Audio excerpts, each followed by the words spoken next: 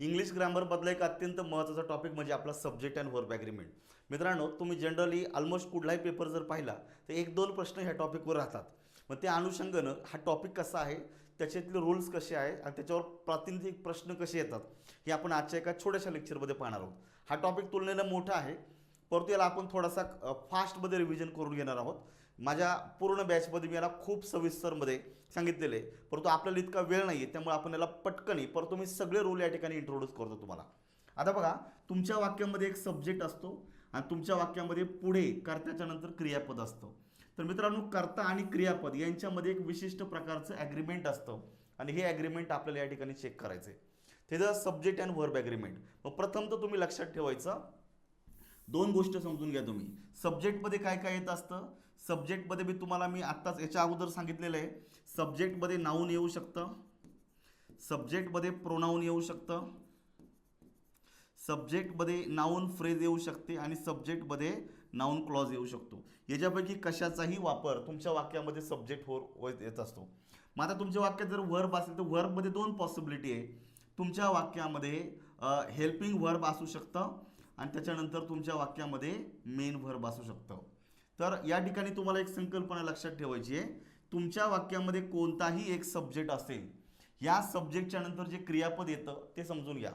जर तुमच्या वाक्यामध्ये फक्त मेन वर्ब आहे, इथं सबऑर्डिनेट आपलं हेल्पिंग वर्ब नसेल, तर या कर्त्याचा थेट संबंध क्रियापदाशी असतो. परंतु जर तुमच्या वाक्यामध्ये हेल्पिंग वर्ब आणि मेन वर्ब असे दोन क्रियापद असतील, तर कर्त्याचा संबंध फक्त हेल्पिंग वर्ब बरोबर असतो, मेन वर्ब बरोबर नसतो. मग या अनुषंगाने आपल्याला या सगळ्या गोष्टी पाहिजेत. जनरली काही पुस्तकांमध्ये किंवा काही लोक ॲक्च्युली नाऊनचा टॉपिक किंवा प्रोनाऊनचा टॉपिक शिकवताना तुम्हाला सब्जेक्ट अँड वर्ब ॲग्रीमेंट शिकवून टाकतात, परंतु तिथं कन्फ्युजनला चान्स जास्त असतो. आणि म्हणून मी काय करतो, टेन्ससारखा टॉपिक जोपर्यंत होत नाही तोपर्यंत हा टॉपिक मी घेत नाही, जेणेकरून तुम्हाला थोडंसं बेसिक समजलेलं असेल. आता आपल्याला या टॉपिककडे वळायला हरकत नाही. चला, आपण या पद्धतीनं सांगितलेलं तुम्हाला समजून घ्या. Subject and verb agreement. मित्रांनो, याच्यामध्ये छोटे मोठे भरपूर रोल आहे. तुमच्या वाक्याचा कर्ता आणि त्याच्यानंतर येणारं क्रियापद यांच्यामध्ये एक विशिष्ट प्रकारचं ॲग्रीमेंट असतं, त्यालाच आपण सब्जेक्ट अँड वर्ब ॲग्रीमेंट असं म्हणतो. सब्जेक्ट वर्ब कन्कॉर्ड सुद्धा त्याला बोललं जातं. मग याच्यात साधे साधे रूल आहेत का, काही रूल सगळ्यांना माहिती आहे. तुमच्या वाक्याचा कर्ता जर एकवचनी असेल तर येणारं क्रियापदही एकवचनी घ्यायचं. कर्ता एकवचनी तर क्रियापद एकवचनी. कर्ता जर तुमच्या वाक्याचा अनेक वचनी असेल तर क्रियापद सुद्धा अनेक वचनी घ्यायचं. आताच सांगितल्याप्रमाणे जर तुमच्या वाक्यामध्ये कर्त्याच्या नंतर एकच क्रियापद असेल तर या कर्त्याचा थेट संबंध तुमच्या क्रियापदाबरोबर असतो. परंतु कर्त्याच्या नंतर जर तुमच्या वाक्यात हेल्पिंग वर्ब आणि मेन वर्ब जर आलं तर कर्त्याचा संबंध हा फक्त हेल्पिंग वर्ब बरोबर असतो, मेन वर्ब बरोबर नसतो. कारण हे मेन वर्ब एकतर चालू काळामध्ये असेल म्हणजे आयएनजी युक्त रूपात असेल किंवा V3 फॉर्ममध्ये असेल का जे क्रियापद बदलत नाही. त्यामुळे हेल्पिंग वर्बशी तुमच्या कर्त्याचा संबंध असणार आहे, लक्षात ठेवायचं. द बॉईज अनेक वचनी म्हणून क्रियापद सुद्धा कसं झालं मित्रांनो, अनेक वचनी. द जॉन्सन्स संपूर्ण फॅमिलीचा उल्लेख करतोय, अनेक वचनी झालं म्हणून क्रियापद सुद्धा अनेक वचनी झालेलं आहे. मग आता तुम्हाला एक बेसिक माहिती पाहिजे का, जे नाऊन आहेत, नाऊन ज्याला आपण म्हणतो, तर नाऊनला जनरली आपण यस किंवा यस प्रत्यय जोडला तर त्या नामाची अनेक वचनी रूपं होतात. परंतु क्रियापदाला जर यस किंवा यस प्रत्यय जोडला तर ती क्रियापदं एक वचनी राहतात. त्यामुळे एक आधीचं लक्षात ठेवायचं, मी तुम्हाला टेन्समध्ये पण सांगितलं आहे, जे क्रियापद मूळ रूपात असतं मित्रांनो ते प्लुरल असतं. ज्या क्रियापदाला यस किंवा यस प्रत्यय जोडतो हे क्रियापद बाकी सिंग्युलर असतं आणि असं क्रियापद फक्त सिंपल प्रेझेंट टेन्समध्ये वापरलं जातं.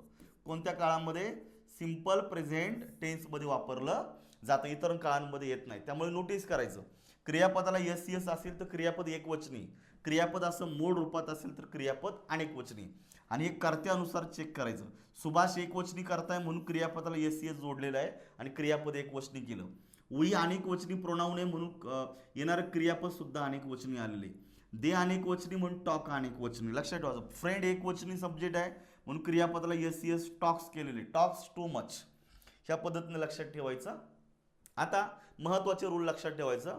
दोन नाऊन, आता नाऊन लक्षात ठेवा, आपण नाऊन ऑलरेडी पाहणार आहोत पुढं, म्हणजे पाहिलेलं आहे. तर बेसिकली काय होतं, दोन नाऊन जर तुमच्या वाक्यामध्ये अँड या कंजंक्शननं जोडलेले असेल.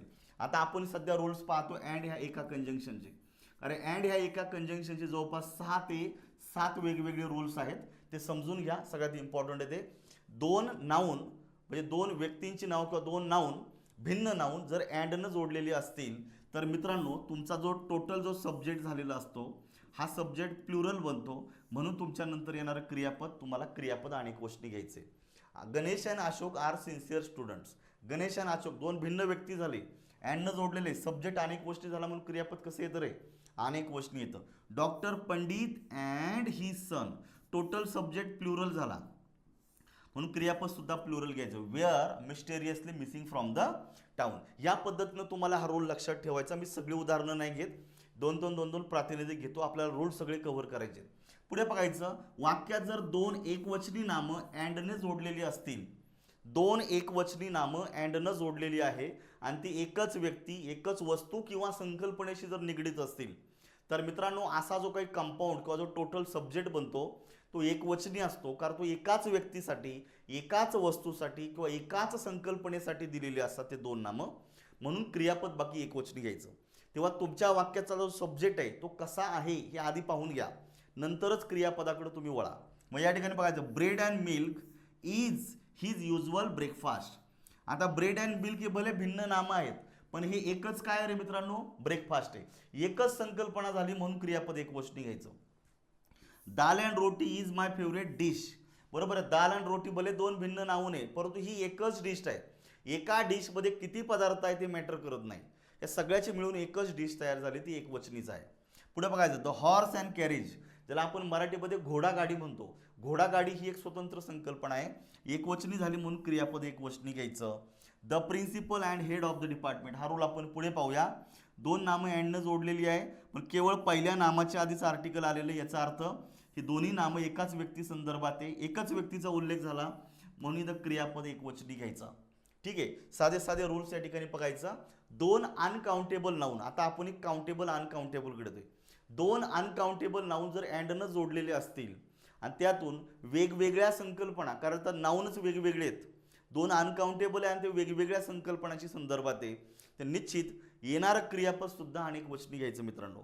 कारण ती 2 नामं एका व्यक्ती संदर्भात नाही आलेली, वेगळ्या संकल्पनांना बोध करतात म्हणून क्रियापद अनेक वचनी घ्यायचं. बघायचं, हॅपीनेस अँड सॉरो, अँडनं जोडलेलं आहे, हा पहिलं नाऊन आहे हॅपीनेस आणि दुसरं नाऊन आहे सॉरो. ही 2 भिन्न नामं आहेत, अँडनं जोडल्यामुळे टोटल जो सब्जेक्ट आहे हा प्लुरल झाला म्हणून मित्रांनो क्रियापद सुद्धा प्लुरल घ्यायचं. Are the parts of human nature, समजून घ्या. पुढे बघायचं, अनएम्प्लॉयमेंट अँड पॉवर्टी, अँडनं जोडलेले आहेत.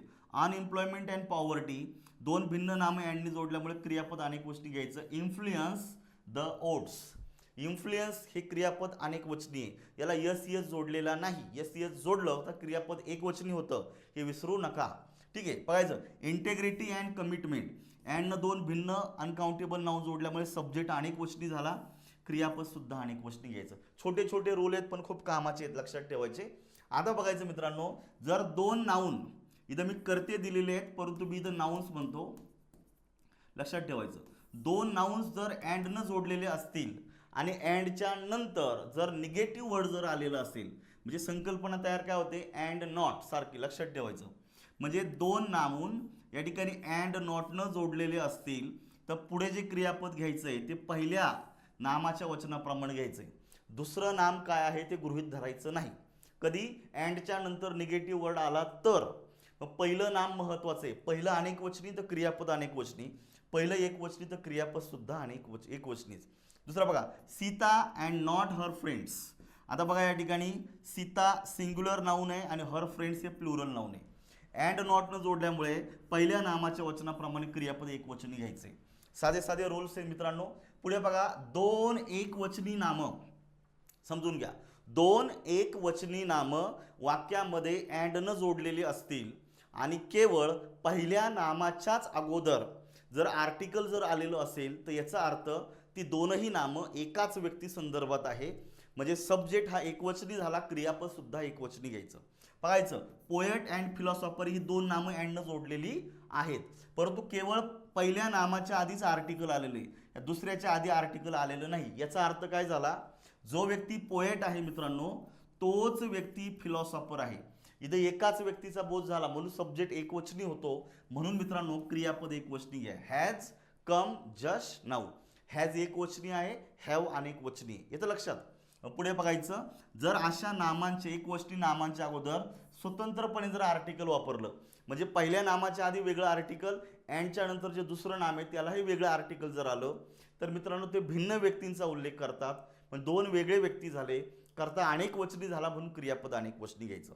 मी तुम्हाला आर्टिकलच्या लेक्चरमध्ये पण सांगितलेलं आहे का एका नामासाठी एकदाच आर्टिकल घेतलं जातं, दोन वेळा आर्टिकल वापरत नाहीत. मग या अँगलनी लक्षात ठेवायचं, a poet and a philosopher, दोन वेळा आर्टिकल आलेलं आहे.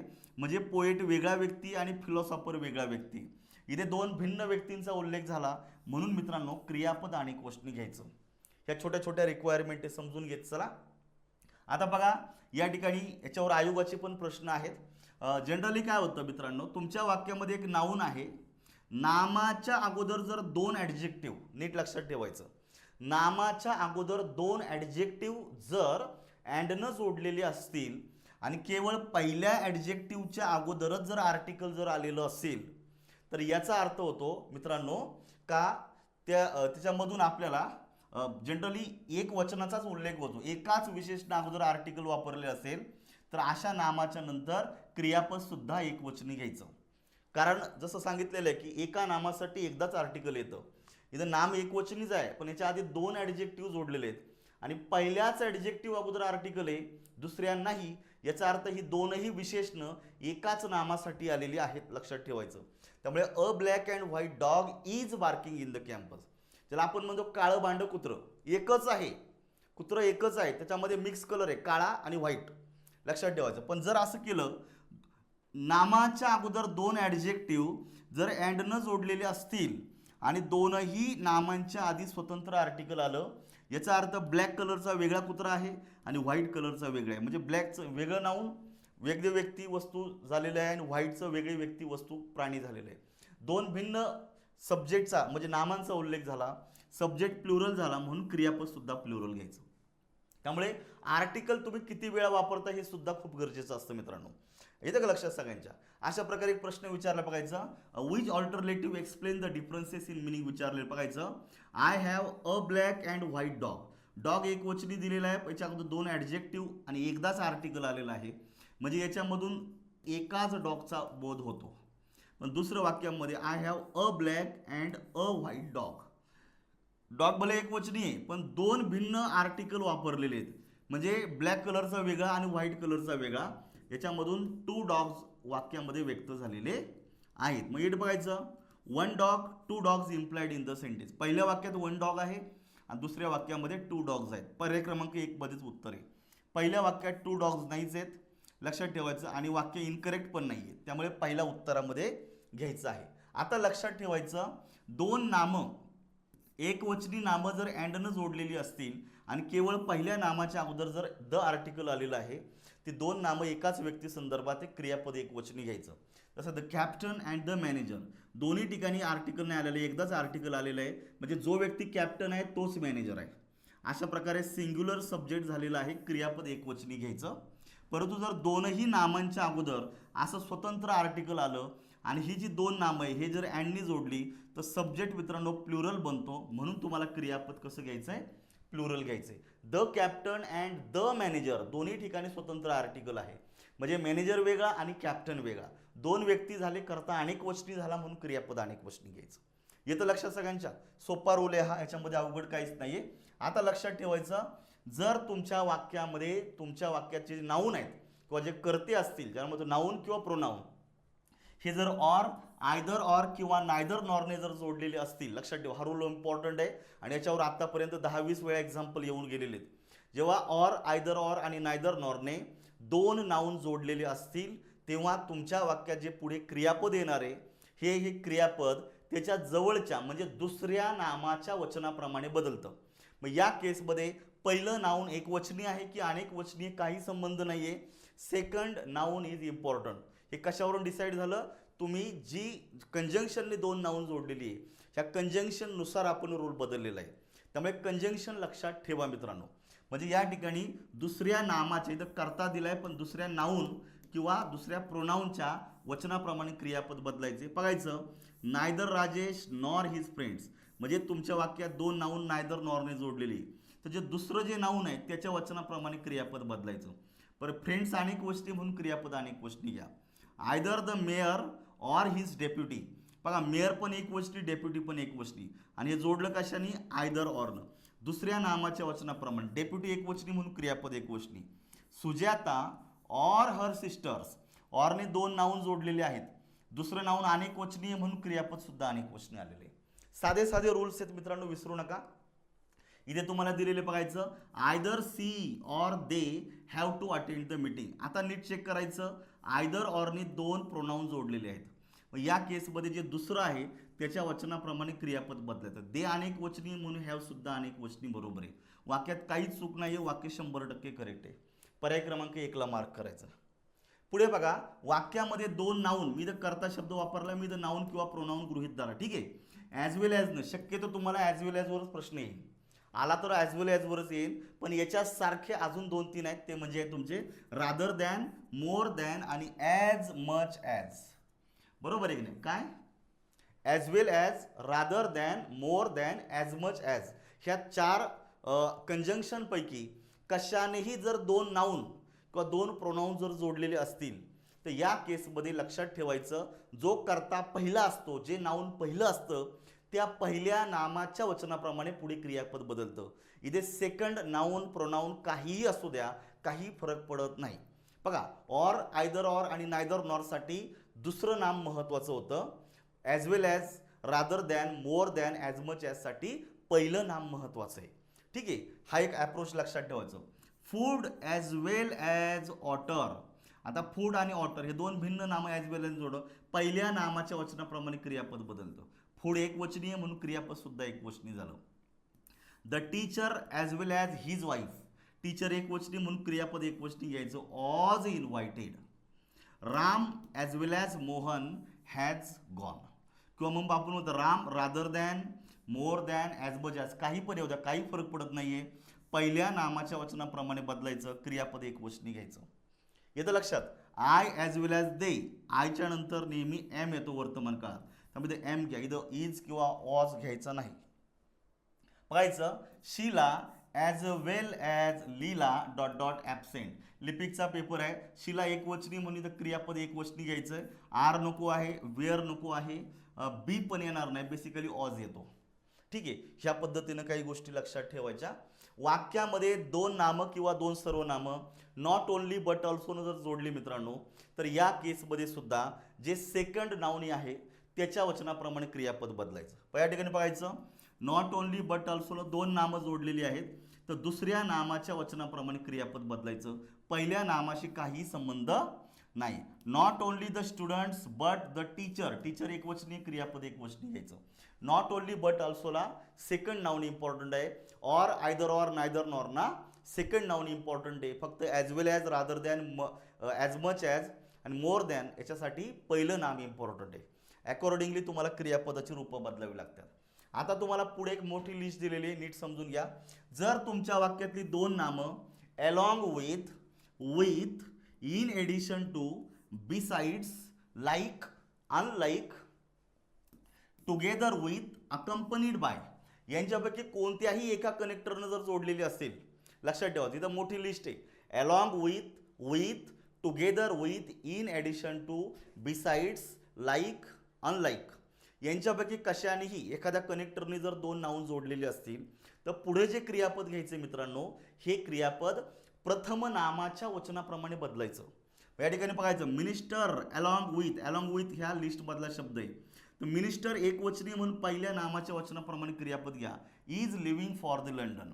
विश्वास along with he staff members. Staff members अनेक वचनी पण काही संबंध नाहीये. विश्वास एक वचनी म्हणून क्रियापद सुद्धा एक वचनी घ्यायचं, has invited for the function. ह्या पद्धतीनं या ठिकाणी बघा, in which of the following sentence does the subject agree correctly with the verb. Exercise मेन्सला विचारलेला प्रश्न आहे. बघायचं, the cat unlike dogs has soft paw. Paws म्हणजे पंजा, बरोबर आहे का? कॅट आणि पुढे दिलेले बघायचं डॉग्स. आता कॅट आणि डॉग हे भिन्न नामं जोडले कशाने मित्रांनो? अनलाईकनं. या केसमध्ये प्रथम नामाच्या वचनाप्रमाणे क्रियापद बदलतं. हॅज बरोबर आहे. इथे पहिलं वाक्यच बरोबर आहे. मग दुसरं वाक्य बघा, द कॅट अनलाईक डॉग्स. अनलाईकनं जोडल्यामुळे पहिल्या नामाच्या वचनाप्रमाणे बदलायला लागत होतं. कॅट एक वचनी, क्रियापद अनेक वचनी नाही चालणार आहे. बरोबर आहे का? आणि पुढे बघायचं, जेव्हा तुम्ही पोझेशन सांगता, पोझेशन सांगण्यासाठी नोटीस करायचं, एखाद्या व्यक्तीची, वस्तूची पोझेशन जेव्हा तुम्हाला सांगायची, तेव्हा क्रियापद हे मूळ रूपामध्ये घेतलं जातं. काय? क्रियापद मूळ रूपात घेतलं जातं. जनरली इज हॅव्हिंग अशा प्रकारे क्रियापद जर चालू काळात जर वापरलं तर यानं ॲक्शनचा बोध होतो, यानं कृतीचा बोध होतो, यानं पोझेशन सांगितली जात नाही. त्यामुळे इथं कॅटच्या नंतर इज हॅव्हिंग हे क्रियापद चालणार नाही, हे लक्षात ठेवायचं. आणि वाक्य भूतकाळात होणार नाही. जर तिला पंजा आहेच तर भूतकाळात कसं म्हणता येतं? सो पर्याय क्रमांक 1. हे छोटे छोटे रोल्स या ठिकाणी समजून घेत जा मित्रांनो. मेनी आपण ऑलरेडी पाहिलेला आहे. जर मेनीच्या नंतर ए आलेलं असेल तर टर्म तयार होते मेनी अ, आणि ह्या फ्रेजला एक वचनी मिनिंग आहे. त्यामुळे याच्या नंतरचं नाम आणि याच्या नंतरचं क्रियापद हे दोनही सिंग्युलरच पाहिजे. कसे पाहिजे? दोन्ही पण सिंग्युलर पाहिजे. लक्षात ठेवायचं. Many a person has lost his life in the riot. Person आणि हॅज हे दोन्ही पण सिंग्युलरच पाहिजे, हे अनेक वचनी होत नाहीत. मेनी अ फ्लावर इज दोन्ही पण एक वचनीच पाहिजे. मग पुढे बघायचं, जे दिलेलं वाक्य बघायचं, each of the boys have finished his work. नीट लक्षात ठेवायचं. आता आपल्याला हा रूल थोडा पुढे येईलच तुम्हाला. ईच ऑफ हे जनरली डिस्ट्रीब्युटिव्ह प्रोनाऊन आहे. काय हे? Distributive pronoun. Each of, either of आणि नायदर ऑफ यांनी जे यांनी जे पुढे नाऊन जोडलं जातं, हे ईच ऑफ म्हणजे इथं प्रत्येकाचा बोध होतो, म्हणजे पुढचं नाऊन कंपल्सरी अनेक वचनी पाहिजे. परंतु मित्रांनो प्रत्येकाचा बोध होतो आणि हे डिस्ट्रीब्युटिव्ह प्रोनाऊन एकवचनीच असतं, म्हणून क्रियापद एकवचनी घ्यायचं. या ठिकाणी हॅज पाहिजे होतं. Each of the boys has finished his work. त्यामुळे पहिलं वाक्य चुकलेलं आहे. आपल्याला काय विचारले? करेक्ट. त्यामुळे ए उत्तरामध्ये येईल का मित्रांनो? नाही, ए असणारा पर्याय रिमूव्ह करा. दुसरं बघा, many a main was killed in the war. तुम्हाला आत्ता सांगितलेलं आहे मेनी अ नंतरचं नाम एक वचनी येतं, यांनी अनेक वचनी दिलेलं आहे. मग हे चुकलं, इथं मॅन पाहिजे होतं, बी चुकतंय. मग आता चेक करा, याच्यातला बी गेला, याच्यातला बी गेला, म्हणजे फक्त सी बरोबर यायला पाहिजे. मग या ठिकाणी बघायचं, neither of the 3 is present here. आता याच्यामध्ये ॲक्च्युली आयोगानं उत्तर सी दिलेलं आहे, परंतु याच्यामध्ये चूक झालेली आहे. हा प्रश्न तसा रीतसर हॅश व्हायला पाहिजे होता. का? तर नायदर ऑफ हा केवळ दोघांसाठी वापरला जातो आणि इथं तर तिघांचा उल्लेख दिलेला आहे. त्यामुळे इथं नायदर ऑफ द 2 अशी रचना पाहिजे होती. ठीक आहे, आता त्यांनी दिलेले तर आपण काय चॅलेंज नाही करू शकत, परंतु फायनल आन्सर की सुद्धा त्यांनी बदललेलं नाही आहे उत्तर. परंतु हे वाक्य सुद्धा चुकलेलं आहे. इथं नायदर ऑफ हा दोघांसाठी येतो, इथं 2चा उल्लेख पाहिजे होता आणि नंतर क्रियापद एकवचनी पाहिजे होतं. हे रूल तुम्ही समजून घ्या या ठिकाणी, म्हणजे काय प्रॉब्लेम होणार नाही.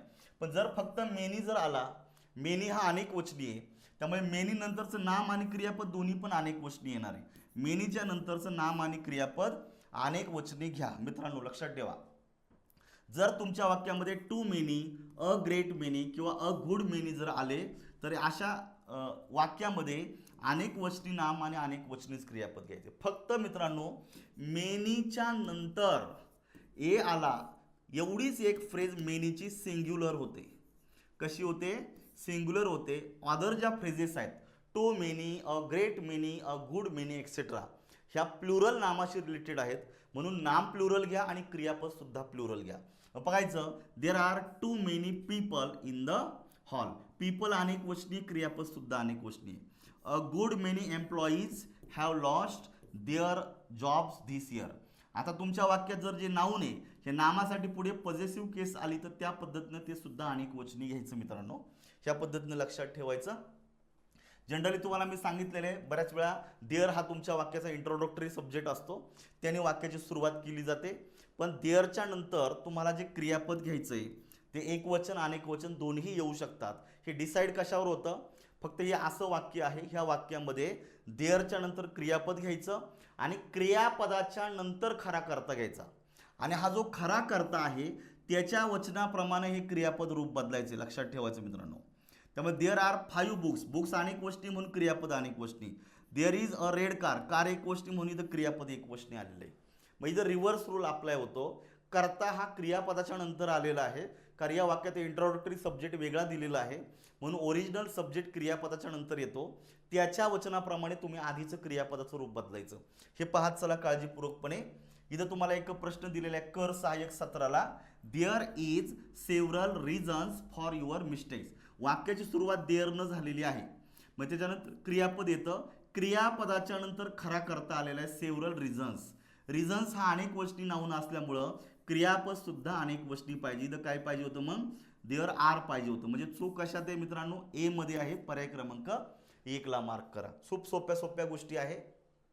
जर तुमच्या वाक्यामध्ये one of, every one of, each of, either of, neither of हे जर आलेले जर असतील मित्रांनो, हे याच्यामध्ये बघा ईच ऑफ, आयदर ऑफ आणि नायदर ऑफ हे जनरली डिस्ट्रीब्युटिव्ह प्रोनाऊन आहे. यांच्यासोबत one of, every one of सारखे शब्द तुम्ही घेऊ शकता. तर यांच्यानंतर अनेक वचनी नाम येतं, परंतु क्रियापद बाकी एक वचनी येतं. कसं येतं, क्रियापद बाकी एक वचनी येतं, हे लक्षात ठेवायचं. मग बघा नायदर ऑफ, मी तुम्हाला परत एकदा सांगतो, नायदर ऑफ हा दोघांसाठी वापरला जातो, बरोबर आहे. म्हणजे आपण मराठीत म्हणतो हाही नाही आणि तोही नाही, त्यामुळे दोघांसाठी येतो. जर दोनपेक्षा जास्त व्यक्ती वस्तू जर असतील तर तुम्ही नन ऑफ वापरायचा, ठीक आहे. त्यामुळं नायदर ऑफच्या नंतर मी दोघांचाच उल्लेख करणार आहे. नायदर ऑफ द टू, नंतर क्रियापद बाकी एक वचनी घ्यायचं, was willing to apologise. One of my best friends, one ऑफच्या नंतरचं नाम अनेक वचनी येतं, हे दोनपेक्षा अधिक व्यक्तींसाठी येतं. क्रियापद बाकी एक वचनी घ्यायचं, is going abroad. Neither of झालेलं आहे. नन ऑफच्या बाबतीत बाकी लक्षात ठेवायचं, none of the 5 passengers was found suitable for the job. तर इथं जरा वेगवेगळ्या पद्धतीनं पण इंटरप्रिटेशन केलेलं आहे. तर जनरली कधी वेळा काय होतं, नन ऑफच्या वाक्यात पुढे क्रियापद अनेक वचनी पण दिलं जातं आणि एक वचनी पण दिलं जातं. म्हणजे ॲक्च्युअल मी CBSEच्या पुस्तकातला रूल तुम्हाला सांगतो. नन ऑफ हे असं म्हणजे हे वर्ड आहे, याच्यानंतर नाम अनेक वचनी येतं, पण याच्यानंतर क्रियापद एक वचनी आणि अनेक वचनी दोन्ही पण पॉसिबल असतात. पण जनरली आयोग काय करतं, बऱ्याच वेळा एक वचनाला बरोबर देतं, लक्षात ठेवा. Each of the boys was to blame for the accident. Each ऑफच्या नंतरचं नाम अनेक वचनी, पण क्रियापद एक वचनी घ्यायला पाहिजे. इथे तुम्हाला एक वाक्य दिलेले प्रश्न तुम्ही समजून घ्या. एक्साइज मेन्स 2017चा पेपर आहे. Select the grammatically correct sentence विचारले. बघायचं, each of the employees were. Each ऑफच्या नंतरचं नाम अनेक वचनी पण क्रियापद एक वचनी पाहिजे होतं. म्हणजे या ठिकाणी काय पाहिजे होतं, ऑज पाहिजे होतं. म्हणजे पहिलं वाक्य चुकलेलं आहे मित्रांनो. मग आता चेक करायचं, आपल्याला करेक्ट विचारलंय, ये इनकरेक्ट आहे. मग ये असणारे पर्याय जर रिमूव्ह जर केले तर इथं या ठिकाणी तुमचे 2 पर्याय रिमूव्ह होतात. बी बघायचं, each of the employees was given bonus. B बरोबर आहे, याच्यात बी आहे आणि याच्यातही बी आहे. पुढे बघायचं, neither of the accusations is true, neither of the accusations are true. Are येणार नाही, क्रियापद एक वचनी बरोबर आहे. म्हणजे बी आणि सी ला उत्तरात घ्यायचं आहे. पर्याय क्रमांक 2 डी चुकलेला आहे, म्हणून इथं पर्याय क्रमांक 3 ही चुकलेला आहे. येतं लक्षात. म्हणजे साधे साधे रूल आहे. Each of, either of, neither of, one of, every one of, याच्यानंतरचं नाम अनेक वचनी घ्या आणि क्रियापद एक वचनी घ्यायचं. येतं लक्षात. पुढे आता बघायचं, पण जर तुमच्या वाक्यात सम ऑफ आलेलं असेल, सम ऑफ, आता सम जर एकटाच आला तो अनेकांना रिप्रेझेंट करतो. त्यामुळे मित्रांनो सम ऑफच्या नंतरचं नाम अनेक वचनी घ्या आणि क्रियापदही अनेक वचनी घ्या. सम ऑफच्या नंतरचं नाम स्टोअर्स अनेक वचनी, आर हे क्रियापदही अनेक वचनी दिलेले. सम ऑफसाठी रूल बदललेला आहे, लक्षात ठेवायचं. पुढे बघायचं, आता सांगितल्याप्रमाणे रूल नीट लक्षात ठेवायचं. नायदर ऑफ हा दोघांसाठी येत असतो, पण इथे तुमच्या वाक्यात जर 5 फ्रेंड्स असं किंवा आणि 2 पेक्षा अधिक व्यक्ती वस्तूंचा उल्लेख होत असेल तर हे वाक्य चुकीचं आहे. मग तुम्हाला 5 फ्रेंड्सचं 2 फ्रेंड नाही करायचं, 5 इथं 5च राहू द्या. मग या ठिकाणी मित्रांनो नायदर ऑफचं रूपांतर तुम्ही नन ऑफमध्ये करायचं. नन ऑफ इज 5 फ्रेंड्स, मग इथे इज पण चालतो आणि आर पण चालतो. मोस्टली इजचा वापर करायचा आहे. None of his 5 friends is eligible for the post, लक्षात ठेवायचं. मग पुढे बघायचं, नायदर ऑफचा अर्थ 2 व्यक्तींपैकी एकही नाही असा अर्थ होतो. त्यामुळे दोघांचा उल्लेख पाहिजे आणि नन ऑफ बाकी 2 पेक्षा अधिक व्यक्ती वस्तूंसाठी येत असतो. जर तुमच्या वाक्यात आयदर ऑफ आला, आयदर ऑफ हा सुद्धा दोघांसाठीच येत असतो. एकतर तो किंवा हा, दोघांपैकी एक असा अर्थ होतो. त्यामुळे याच्यानंतर जर 2 व्यक्तींपेक्षा जास्त व्यक्तींचा उल्लेख असेल तर आयदर ऑफचं रूपांतर वन ऑफमध्ये करायचं. वन ऑफच्या नंतरचं नाम अनेक वचनी येतं आणि क्रियापद बाकी एक वचनी येतं. येतं लक्षात. पुढे बघा, जर तुमच्या वाक्याचा जो सब्जेक्ट आहे, वाक्याचा जो सब्जेक्ट आहे हा जर नाऊन क्लॉज जर असेल, हे मी तुम्हाला सांगितलेलं आहे, आपण आधीच एक चॅप्टर पण घेतलेलं आहे नाऊन क्लॉजवर.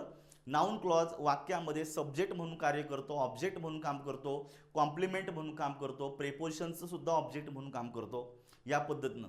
मग जेव्हा क्रियापदाच्या अगोदर संपूर्ण क्लॉज हा जर सब्जेक्ट म्हणून काम करत असेल तर लक्षात ठेवायचं मित्रांनो, जो नाऊन क्लॉज असतो, नाऊन क्लॉज हा नेहमी सिंग्युलर असतो. नाऊन क्लॉज हा नेहमी कसा असतो? सिंग्युलर असतो. भले त्याच्यामध्ये अनेक वचनी शब्द जरी आले तरीही नाऊन क्लॉज एक वचनीच असतो. कसाही असू द्या, क्रियापद बाकी एक वचनी येतं. नाऊन क्लॉज जर सब्जेक्ट म्हणून आला त्याच्यानंतर कधीही अनेक वचनी क्रियापद येत नाही. येतं लक्षात. या ठिकाणी what they said is true, क्रियापद एक वचनी पाहिजे. पुढे बघायचं आता, ईच, एव्हरी, आयदर आणि नायदर ही जी ॲडजेक्टिव्ज आहेत त्यांना आपण डिस्ट्रीब्युटिव्ह ॲडजेक्टिव्ह म्हणतो. यांच्यानंतर लगेचच जर नाऊन आलं तर ते एकवचनीच घ्यायचं आणि जे येणारं क्रियापद आहे ते सुद्धा एकवचनीच घ्यायचं. कारण हे डिस्ट्रीब्युटिव्ह ॲडजेक्टिव्ज एकवचनीच असतात, म्हणून यांच्यानंतरचं नाम एकवचनीच घ्या. भले ते नाम एक असेल किंवा एकापेक्षा जास्त नामं जरी असेल तरीही ती एकवचनीच घ्यायची आणि तरीही क्रियापद एकवचनी घ्यायचं. इथं लक्षात.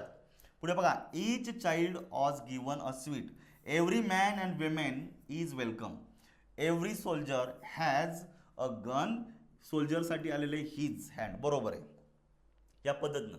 मग या ठिकाणी बघायचं, वाक्यामध्ये ईच आणि एव्हरी नंतर दोन नामं जरी आली तरी ती एकवचनी घ्यायची आणि अशी नामं तुम्ही अँडनीही जोडू शकता, काही फरक पडत नाही, पण क्रियापद एकवचनीच येतं.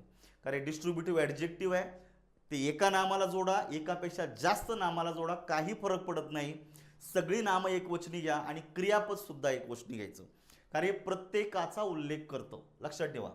Every man and every woman, काही फरक पडत नाही, मॅनही एकवचनी पाहिजे, विमेन सुद्धा एकवचनी पाहिजे. करता एकवचनी असतो म्हणून क्रियापद एकवचनी घ्यायचं. In the hall is requested to sign in the register, each boy and each girl was given a bonus किंवा स्वीट. इथे अँडनं दोन नामं जोडलेली आहे, परंतु ईच हे डिस्ट्रीब्युटिव्ह ॲडजेक्टिव्ह ते एकवचनी आहे, क्रियापद सुद्धा एकवचनी घ्यायचं. ठीक आहे. इथे तुम्हाला वाक्य दिलेले आहे, नीट समजून घ्यायचं. The ship was raked and every man, women and child.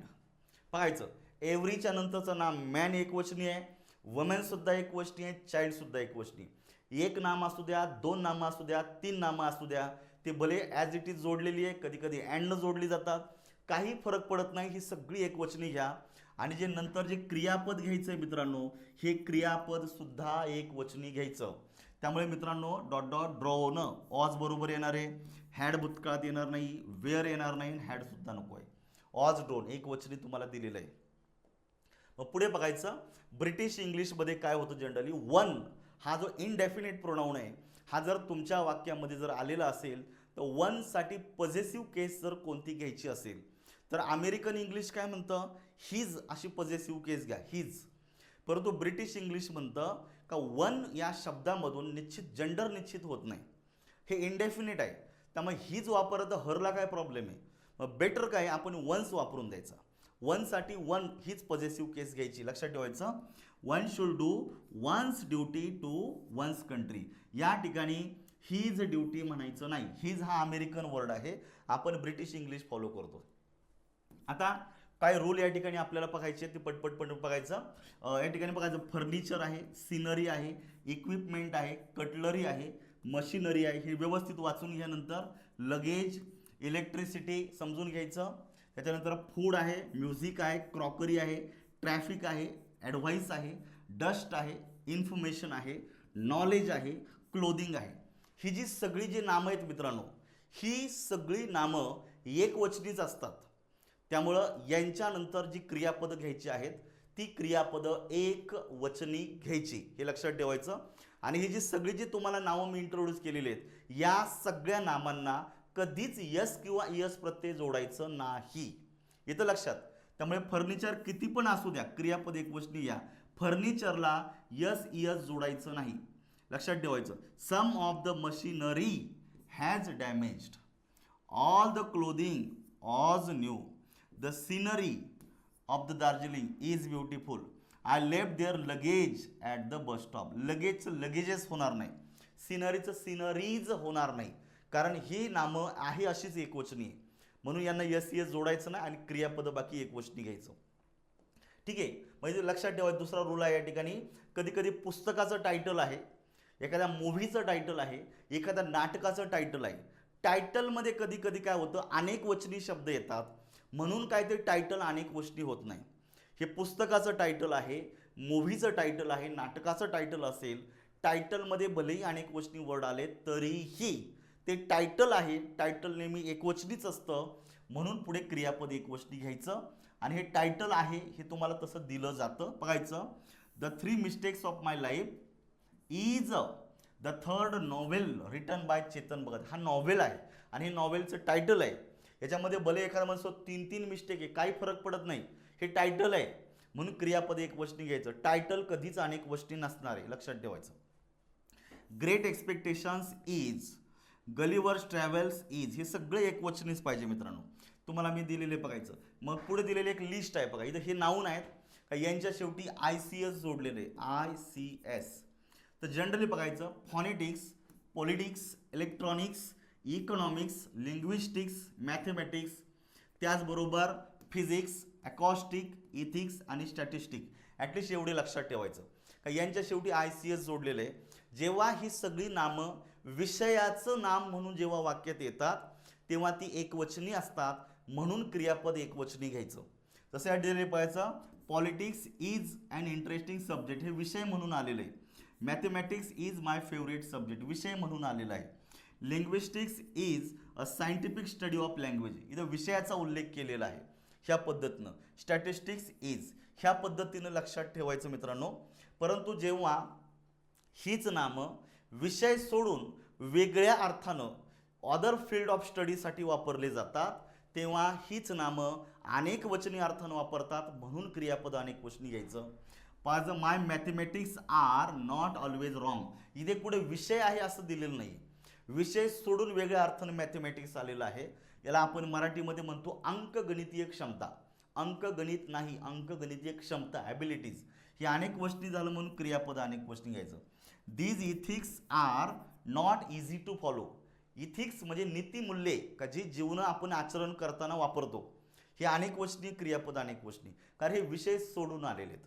येतं लक्षात, ह्या पद्धतीने लक्षात ठेवायचं.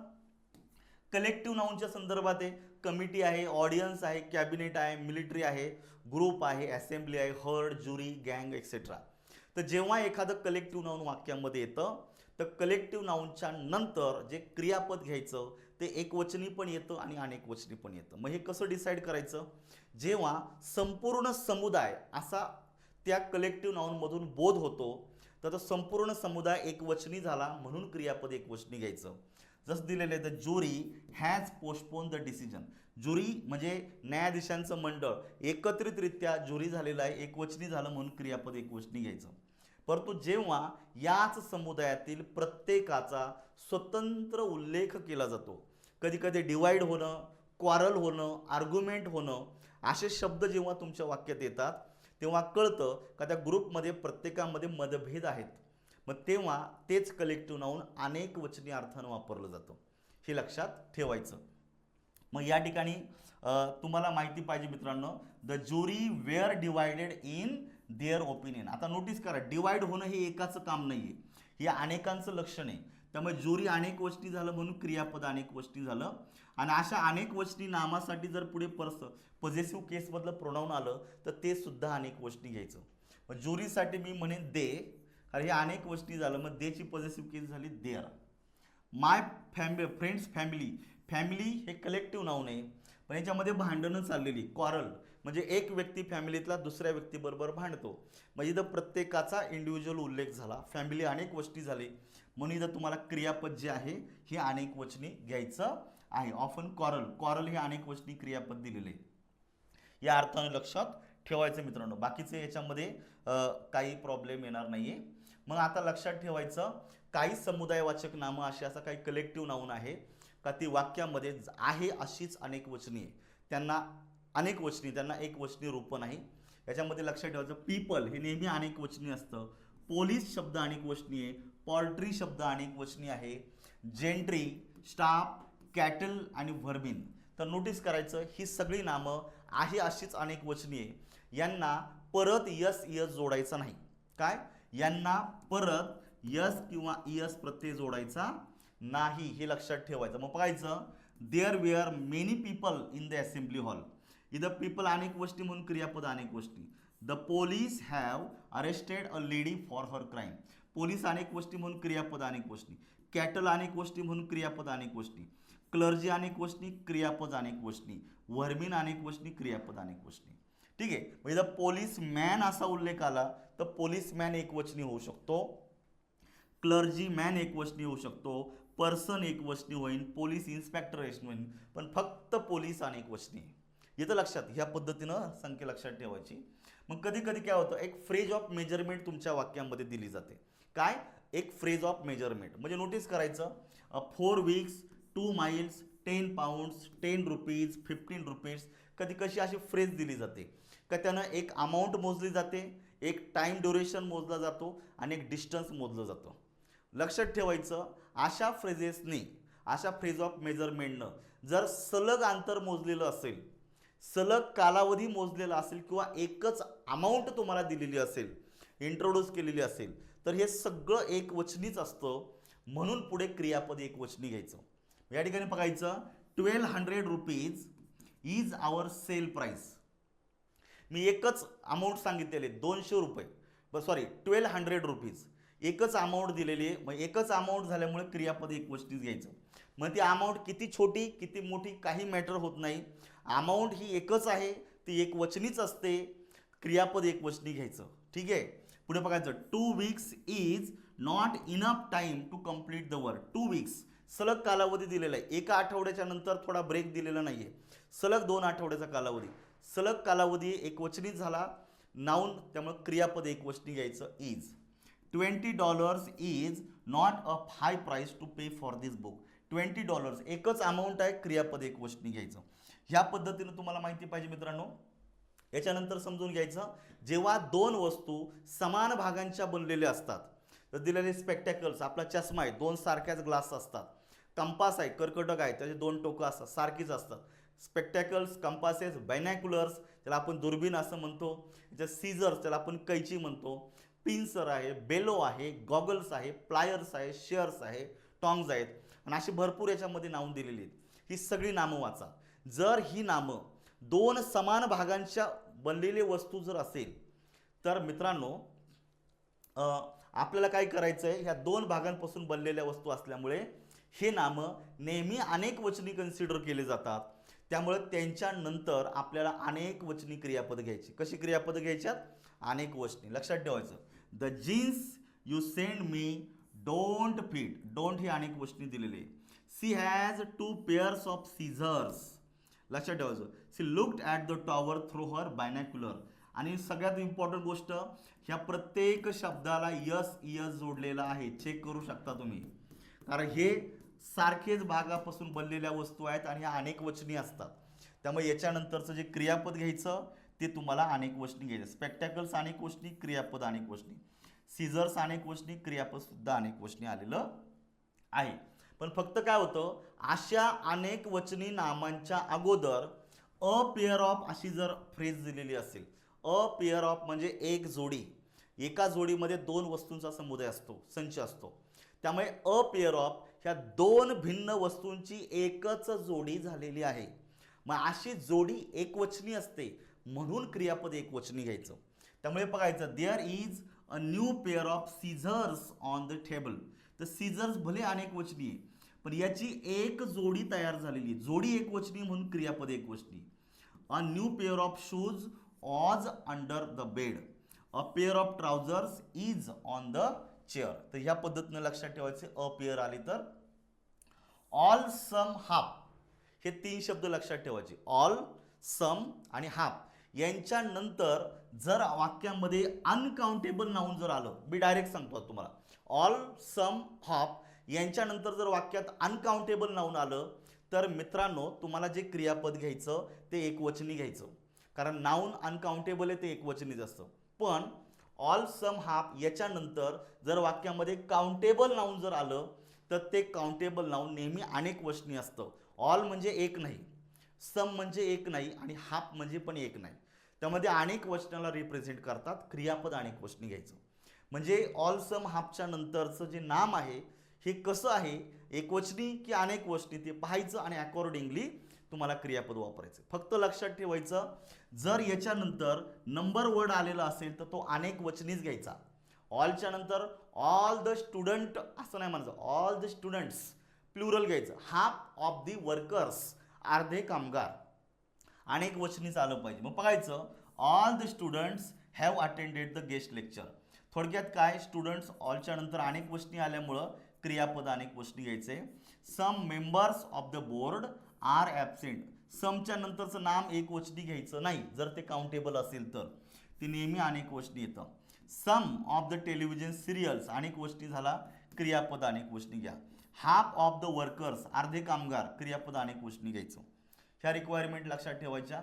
जर तुमच्या वाक्यात अ लॉट ऑफ असं आलेलं असेल, अ लॉट ऑफच्या नंतर वाक्यात जर प्लुरल काउंटेबल नाऊन जर असेल तर पुढे क्रियापद अनेक वचनी घ्यायचं. पण जर वाक्यात जर पुढे अनकाउंटेबल नाऊन असेल तर क्रियापद एक वचनी घ्यायचं. पाहायचं अ लॉट ऑफ मनी. मित्रांनो, मोठ्या प्रमाणात पैसा, मनी हे अनकाउंटेबल नाऊन आहे. कसं नाऊन आहे, अनकाउंटेबल नाऊन आहे. मग जर नाम अनकाउंटेबल आहे तर क्रियापद सुद्धा एक वचनी घ्यायचं, कारण अनकाउंटेबल नाऊन हे एक वचनीच असतं, लक्षात ठेवायचं. मग अ लॉट ऑफ स्टुडंट्स, स्टुडंट्स अनेक वचनी म्हणून इथं तुम्हाला क्रियापद अनेक वचनी घ्यायचं. आता हे क्रियापद भूतकाळात असल्यामुळे ते ॲग्रीमेंट होत नाही, लक्षात ठेवायचं. अ लॉट ऑफ स्नो, स्नो ज्याला आपण मटेरियल नाऊन म्हणतो, बर्फ ज्याला आपण म्हणतो, हे एक वचनी म्हणून क्रियापद एक वचनी घ्यायचं. There are a lot of people, people अनेक वचनी म्हणून क्रियापद अनेक वचनी. एक साधा रोल आहे, पाठ करून ठेवा. हा एक इंग्लिशमधला खूप छान आणि महत्त्वाचा रूल आहे, तर हे या ठिकाणी समजून घ्यायच्या. जर तुमच्या वाक्यामध्ये हू, दॅट आणि विच हे तीन रिलेटिव्ह प्रोनाउन जर वाक्यात आलेले असतील, हू, दॅट आणि विच हे तीन रिलेटिव्ह प्रोनाउन जर वाक्यामध्ये आलेले असतील तर या संदर्भात लक्षात ठेवायचं, ती रिलेटिव्ह प्रोनाउन वाक्यामध्ये ज्या नामाच्या अगोदर वापरली जातात, बरोबर की नाही, ज्या नामासंदर्भात वापरली जातात, अगोदर नाही, ज्या नामासंदर्भात वापरली जातात त्यांच्याच वचनाप्रमाणे पुढे क्रियापद आपलं रूप बदलतं. मग या ठिकाणी वाक्य दिलेले बघायचं, this is one of the best important books. आता रूल काय सांगतो, वन ऑफ द ची रचना जेव्हा असेल याच्यानंतरचं नाम अनेक वचनी आणि क्रियापद एक वचनी घ्यायचं. पण वन ऑफ द च्या नंतरचं नाम अनेक वचनी इथपर्यंत ठीक आहे, परंतु हे जे दॅट हे रिलेटिव्ह प्रोनाउन आहे हे या अनेक वचनी नामासाठी आलेले बुक्स. मग दॅट अनेक वचनी नामासाठी आल्यामुळे पुढे क्रियापद सुद्धा अनेक वचनी घ्यायचं. That have been published on the subject, लक्षात ठेवायचं. He is one of the noble men, who हा रिलेटिव्ह प्रोनाउन मेन ह्या नामासाठी आल्यामुळे क्रियापद अनेक वचनी घ्यायचं. तर ह्या पद्धतीनं हे तीन लक्षात ठेवायचं, हू, दॅट आणि विच. याच्यावर आयोगाचे भरपूर प्रश्न आहेत, या ठिकाणी समजून घ्यायचं. पुढे बघायचं, अ लार्ज, स्मॉल, गुड आणि ग्रेट नंबर ऑफ किंवा ग्रुप ऑफ अशी फ्रेज जर आली, अ large number of, a large group of, a small number of, a small group of, a good number of, a good group of असं म्हणू शकतो. ठीक आहे, अशा फ्रेजेस जर आल्या तर लक्षात ठेवायचं याच्यानंतर अनेक वचनी नाम किंवा प्रोनाऊन आणि अनेक वचनी क्रियापद घ्यायचं.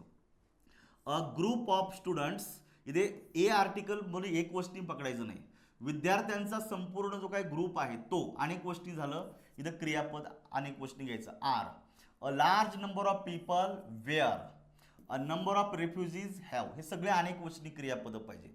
फक्त लक्षात ठेवा, जर आर्टिकल ए आलेला आहे म्हणून तुम्ही पुढे प्लुरल वर्ब घेतलेला आहे. कसं, प्लुरल वर्ब घेतलेला आहे. पण जर तुमच्या वाक्याच्या सुरुवातीला the number of he phrase आली, द हे आर्टिकल आहे, याने जे हेड वर्ड जोडला तो नंबर आहे, लक्षात ठेवायचं. मग द नंबर ऑफच्या नंतरचं नाम भलेही अनेक वचनी असेल पण मित्रांनो क्रियापद बाकी एक वचनी घ्यायचे. बघायचं, द नंबर ऑफ बुक्स हे अनेक वचनी आलेलं आहे, पण याच्यात द नंबर ऑफ असल्यामुळे क्रियापद बाकी एक वचनी घ्यायचं. Is less.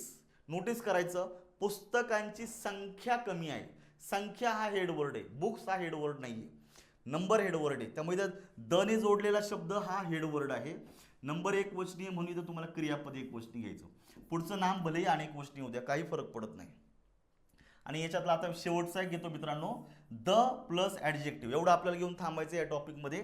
The plus adjective basically काय होतं मित्रांनो, द हे आर्टिकल आहे, हे ॲडजेक्टिव्हच्या आधी वापरलं जातं, पण हे जे ॲडजेक्टिव्ह आहे हे नामासारखं वापरलं जातं, नामाचं कार्य करतं आणि याच्यामुळे एक सोशल ग्रुप तयार होत असतो. जसं दिलेलं आहे, द पुअर म्हणजे सगळे गरीब लोक, द रिच सगळे श्रीमंत लोक, the strong, the young, the old, the deep, the blind, the weak, हे सगळेच आपल्याला या ठिकाणी काय झालेले मित्रांनो, असे ग्रुप ऑफ वर्ड झालेले, सोशल ग्रुप झालेले. तर पहिली रिक्वायरमेंट काय आहे, हे जे सगळे जे ग्रुप आहेत हे आहे असेच अनेक वचनी आहे.